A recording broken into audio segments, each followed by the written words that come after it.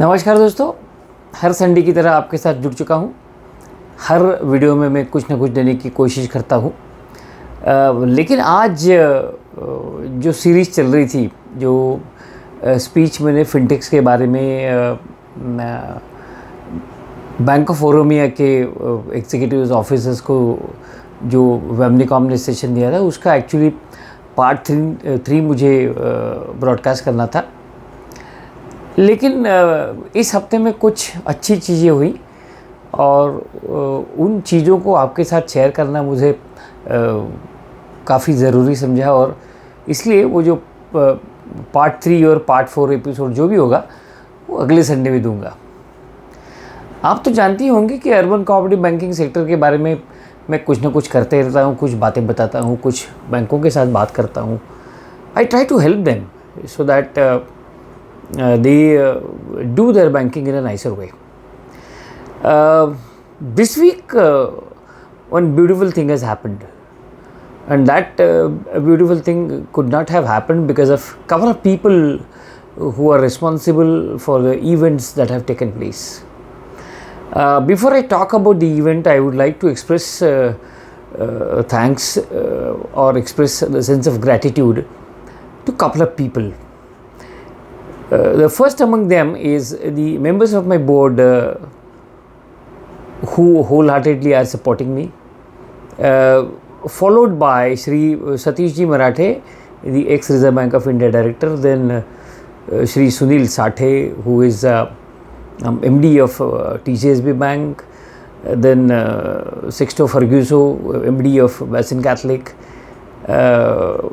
Shri Vinod Ji Dadlani, MD of Kalupur Urban Gujarat, and then Shri Subhash Godbole ji, MD of Nagpur Nagrik. Why I am thanking them? These people have joined hands without knowing each other, or probably they could be knowing each other, to ensure that I get elected on the Managing Committee of Indian Banks Association. So this was the news which I wanted to share, and the critical aspects which I would like to look from all the urban cooperative bankers in this area. You might be aware that Indian Banks Association is a premier organization of India, working for the last 45-46 years, and the members are various banks. Very few urban cooperative banks are members because the fees of IBAs are not that cheaper. I mean, the fees are high. Annual subscription fees for membership is very high. Now, and therefore, there are hardly 60-70 urban cooperative banks who are the members of IBA. Now, this IBA has got a managing committee where each bank has a representation: public sector bank, foreign banks, etc., etc. And urban cooperative banks are having 3 chairs in that managing committee. Currently, Shri Vinodji Dadlani and Mrs. Aarti Patil is the member representing the urban cooperative banking sector. I will be joining once formal announcement in that respect is made by IBA. I am expecting that announcement to take place. So this is a news which should give you a lot of happiness, for the simple reason that why I joined IBA. A couple of reasons. One of the reasons is that IBA is representative body of banks in India.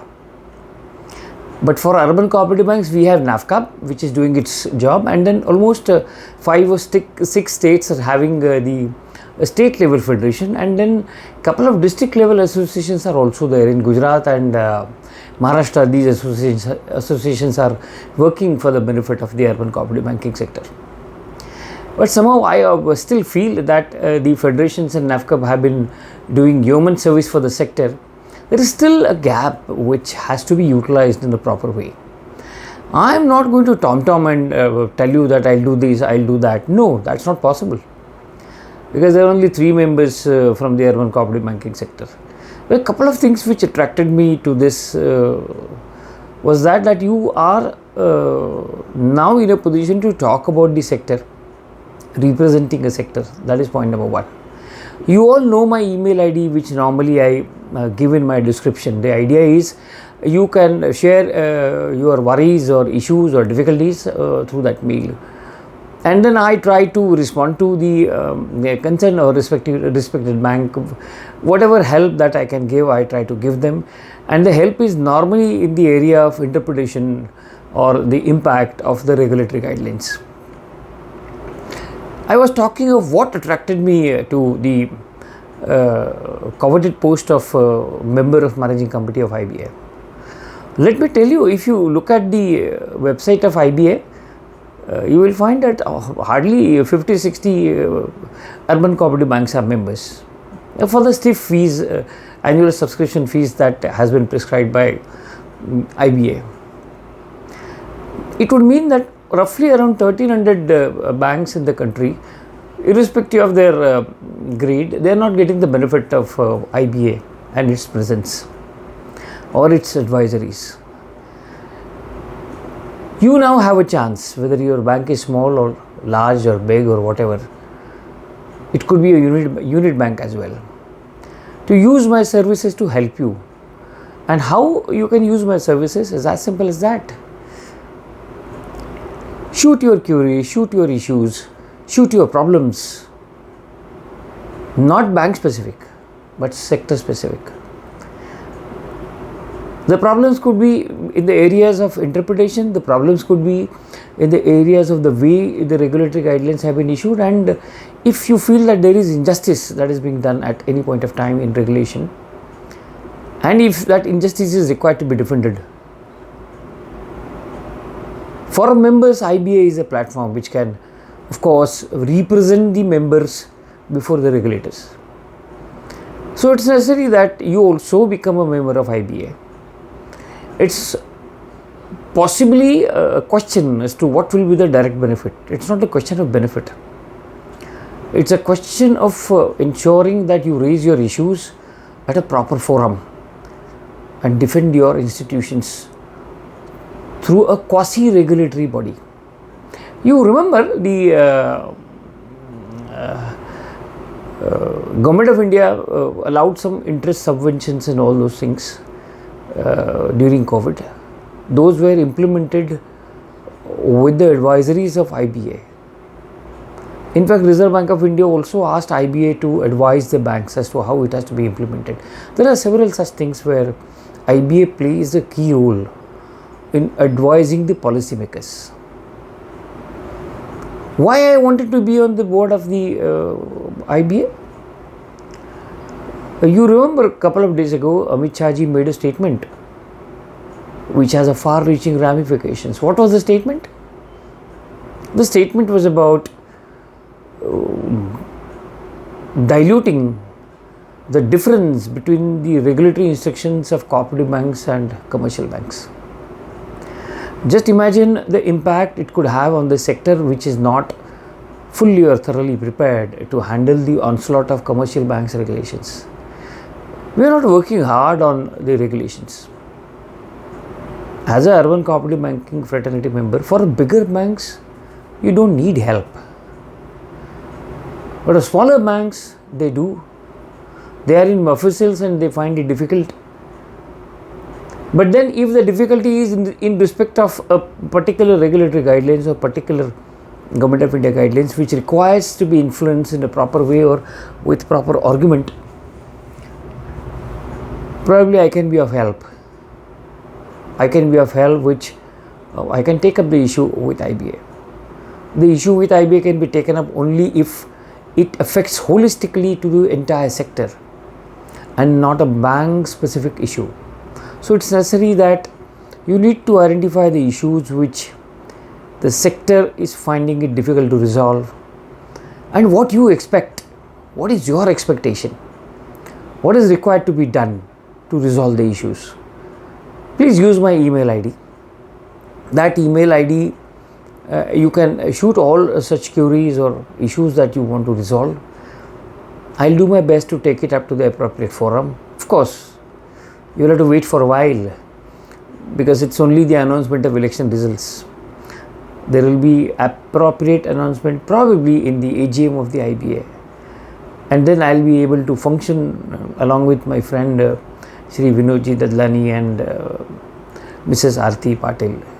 We will be able to work out to ensure that the sector becomes robust, and if at all there is any injustice, we air the voice. Of course, NAFCAB and Federation are doing their best, but then this will be an additional forum which I would like to put for the benefit of the sector, for the use of the sector.